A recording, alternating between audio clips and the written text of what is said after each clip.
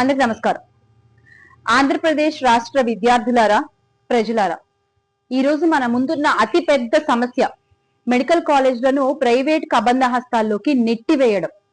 ప్రజల ఆస్తి అయినటువంటి ఆ విద్యాలయాల్ని బాబు గారు కార్పొరేట్ వ్యాపారులకి అమ్మేస్తున్నారు.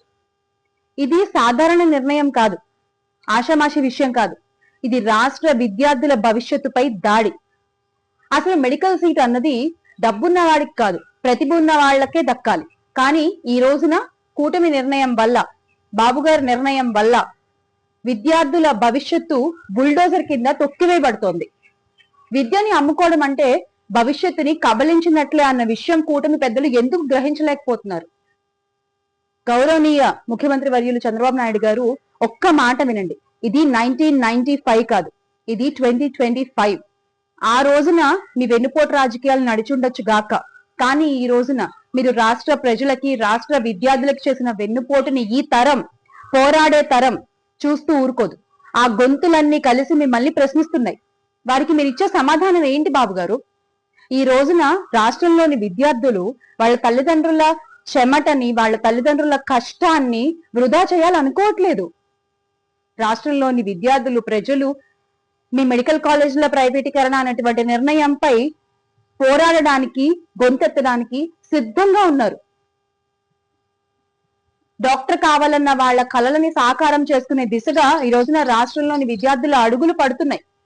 ఎందుకంటే వాళ్ళకు తెలుసు, ఒక్క విద్యార్థి లేస్తే 1000 ద్రోహాలను తుడిచివేయబడచ్చు అని. ఒక్క గళం గర్జిస్తే 1000 కుట్రలు కూల్చివేయబడతాయి అన్న విషయం వాళ్ళకు తెలుసు. ఈ రోజున లోని విద్యార్థులు, వారి తల్లిదండ్రుల కడుపు మంటే మీ అహంకారాన్ని మట్టిలో కలుపుతుంది. విద్యని అమ్ముకునే వాళ్ళ పాలన ఏ నాటికైనా సరే బూడిదవ్వక మానదు. అసలు విద్యాశాఖ మంత్రి గారికి ఇవేం పట్టవా? దీని గురించి ఆయన ఏం మాట్లాడరా? బాబు గారు ఇచ్చిన స్క్రిప్ట్ చదువుతూ విద్యార్థుల భవిష్యత్తు అమ్మేస్తున్న ఆయనకి అసలు ఆ శాఖ మంత్రిగా ఉండేటువంటి అర్హత ఉందా అని ప్రశ్నిస్తున్నాం. నారా లోకేష్ గారు విద్యాశాఖ మంత్ర, విద్యా షాక్ మంత్ర. బాబు గారు వెన్నుపోటు కింగ్, లోకేష్ గారేమో నోట్ కింగ్, బుక్కింగ్, అదే రెడ్ బుక్కింగ్. ఇద్దరు కలిసి ఈ రోజున గవర్నమెంట్ ఆస్తి, ప్రజల ఆస్తి అయినటువంటి మెడికల్ కాలేజీలని కార్పొరేట్ పంజరాల్లో పడేస్తున్నారు. గౌరవ విద్యాశాఖ మంత్రి గారు విద్యార్థుల మంత్ర, లేకపోతే కార్పొరేట్ దళాల పని మనిషా అనేది అర్థం కాని ఒక పరిస్థితి ఈ రోజున రాష్ట్రంలో నెలకొని ఉంది. గత ప్రభుత్వంలో వైఎస్ఆర్ కాంగ్రెస్ పార్టీ అధికారంలో ఉన్నప్పుడు ఎంతో గొప్పగా ఒక వెలుగు వెలిగినటువంటి విద్యాశాఖను ఈ రోజున మీరు ఏ స్థితికి తీసుకొచ్చేశారో రాష్ట్రంలోని ప్రజలు, విద్యార్థులు గమనిస్తూనే ఉన్నారు. విద్యార్థుల విప్లవమే మీ అహంకారానికి గొడ్డలి పెట్టవుతుంది. అదే లోకేష్ గారికి చివరి పాఠం అవుతుందన్న విషయం మీరు మర్చిపోకూడదు. జగన్మోహన్ రెడ్డి గారు పేద ప్రజల ఆరోగ్యాన్ని దృష్టిలో ఉంచుకుని, పేద విద్యార్థుల చదువుని, వారి భవిష్యత్తుని దృష్టిలో ఉంచుకుని రాష్ట్రానికి తీసుకొచ్చినటువంటి ఈ 17 మెడికల్ కాలేజ్ ని కాపాడుకోవాల్సినటువంటి బాధ్యత ఈ రోజున రాష్ట్రంలో ఉన్న ప్రతి ఒక్కళ్ళ మీద, ప్రతి ఒక్క విద్యార్థి పైన ఉంది. ఇది ఒక ఏ పార్టీ సమస్యో కాదు, ఇది ప్రజల సమస్య, ఇది మీ సమస్య. పోరాడితే పోయేదేమీ లేదు, బానిస సంఖ్యలు తప్ప.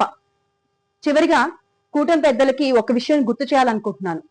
మా అధినేత వైఎస్ఆర్ కాంగ్రెస్ పార్టీ అధ్యక్షులు, మాజీ ముఖ్యమంత్రి వర్యులు అయినటువంటి శ్రీ వైఎస్ జగన్మోహన్ రెడ్డి గారు ఆల్రెడీ చెప్పారు, మేము అధికారంలోకి వచ్చిన తర్వాత మీరు ఏవైతే ఈ రోజున ప్రైవేటీకరణకి పూనుకుంటున్నారో అవన్నీ వెనక్కి తీసుకొచ్చేసుకుంటాము అన్న విషయం ఆల్రెడీ మీకు చెప్పారు.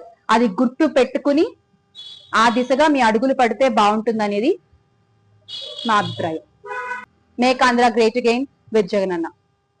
జయ హో విద్యార్థి శక్తి, జోహార్ వైఎస్ఆర్, జై జగన్.